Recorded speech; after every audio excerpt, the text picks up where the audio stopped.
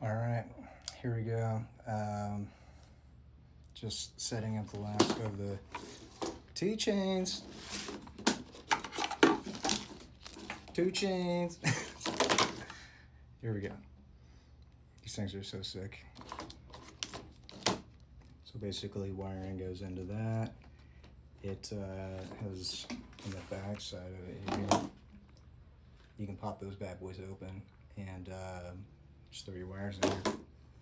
And getting ready to set up this sweet ass vacuum system.